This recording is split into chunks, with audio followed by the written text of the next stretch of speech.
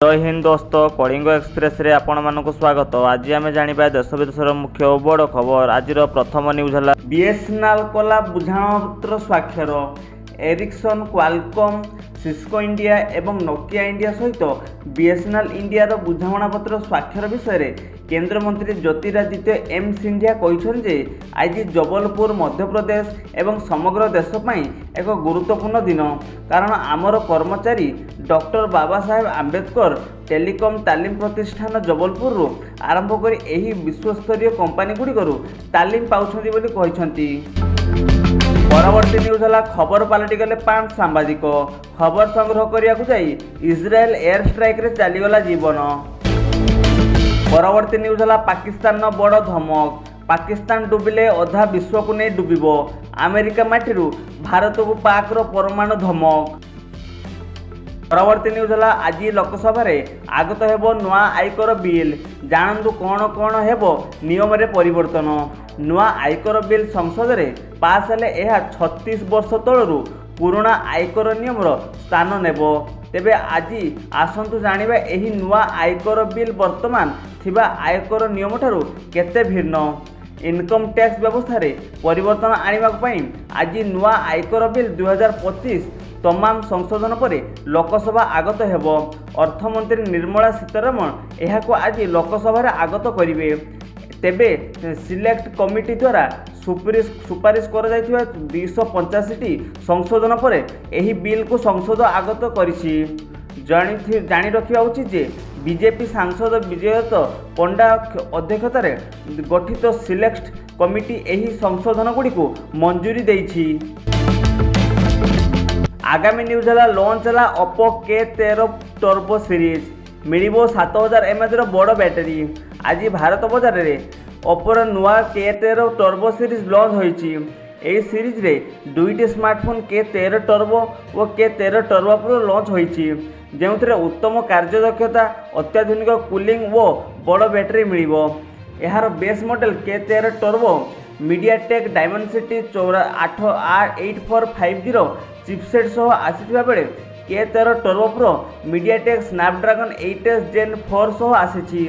उभय smartphone ओपेर storm engine cooling सह आसीछि, जहाँ द्वारा फोन गरम हेबो नहीं।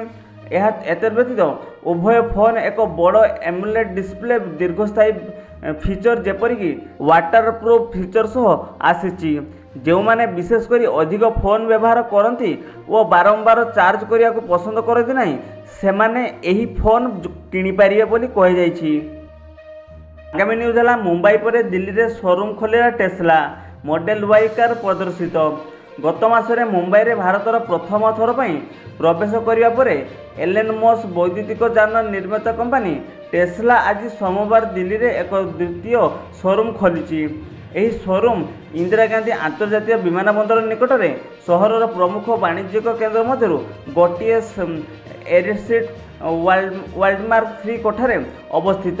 प्राय 8200 वर्ग क्षेत्र यही शोरूमटी निर्मित होइछि, जहाँ को दिल्ली एनसीआर ग्राहक को सेवा जोगाईदेव।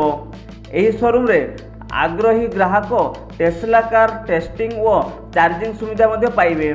ब्रांड पक्षर भारत प्रदान करा मॉडल वाई कार एठारे बुक कर पारिबो। यह बाद कंपनी ऑफिशियल वेबसाइट रु यही कार को ग्राहक बुक करि पारिबे। आसंता किछि मास मध्यरे यार डेलीवरी आरंभ होबाकू जाउछि। प्रथमे मुंबई और पर दिल्ली रे खोलिथिबा टेस्ला शोरूम रे सारा देश रे ग्राहकों को सेवा जोगाइबो बोली कहा जाय अछि। परवर्ती न्यूज है ओडिशा रे विश्वस्तरीय क्रीड़ा महाकुंभ आयोजित। विश्वर एथलेटिक्स कॉन्टिनेंट टूर ब्रॉन्ज आरंभ हो जाइछि। कलिंग स्टेडियम रे आयोजित विश्वर एथलेटिक्स कॉन्टिनेंट टूर ब्रॉन्ज प्रतियोगिता ओडिशा विश्वस्तरीय क्रीड़ा महाकुंभ आयोजित होइछि। गोटे ग्राउंड रे एकाठी होइछन्ति 17टी देशर 225 प्रतियोगी। परवर्ती न्यूज है पुणी 3टी नूतन वंदे भारत ट्रेन शुभारंभ कले प्रधानमंत्री Narendra Modi. Bengaluru KRS rail station रे 3टी वंदे भारत एक्सप्रेस शुभारंभ करिसेंति, जहाँ बेंगालुरु बेलगाम अमृतसर माता वैष्णवी देवी कटरा एवं नागपुर पुणे यात्रा करिबो। एहासह बेंगालुरु योर मेट्रो लाइन शुभारंभ उद्घाटन कर प्रधानमंत्री नरेंद्र मोदी ଆଜି କର୍ଣ୍ଣାଟକ ଏକ ଦିନିଆ ଗସ୍ତରେ ଆସି ବେଙ୍ଗାଲୁରୁର ଅନେକ ବିକାଶମୂଳକ କାର୍ଯ୍ୟ ଭିତ୍ତିଭୂମି ସ୍ତର ସ୍ଥାପନ ଏବଂ ପରିବହନ ପ୍ରକଳ୍ପର ଉଦ୍ଘାଟନ କରିଛନ୍ତି। ପ୍ରଧାନମନ୍ତ୍ରୀ 4ଟି ରାଜ୍ୟ ପାଇଁ 3ଟି ନୂତନ ବନ୍ଦେ ଭାରତ ଟ୍ରେନ୍କୁ ଭର୍ଚୁଆଲ ମାଧ୍ୟମରେ ପତାକା ଦେଖାଇ ଶୁଭାରମ୍ଭ କରିଛନ୍ତି। ଆଗାମୀ ନ୍ୟୁଜ୍ ହେଲା ଅପରେସନ ସିନ୍ଦୁରକୁ ନେଇ ବାୟୁସେନାର ମୁଖ୍ୟ ଏପି ସିଂଙ୍କ ମନ୍ତବ୍ୟ ଉପରେ କେନ୍ଦ୍ରମନ୍ତ୍ରୀ ଧର୍ମେନ୍ଦ୍ର ପ୍ରଧାନ ପ୍ରତିକ୍ରିୟା ରଖିଛନ୍ତି। ସେ କହିଛନ୍ତି ଯେ ଏହି ପ୍ରସଙ୍ଗରେ ବିରୋଧୀ ଦଳ ନେତାମାନେ କହୁଥିବା ମିଥ୍ୟା ଅପପ୍ରଚାରର ପର୍ଦ୍ଦାଫାଶ ହୋଇଛି।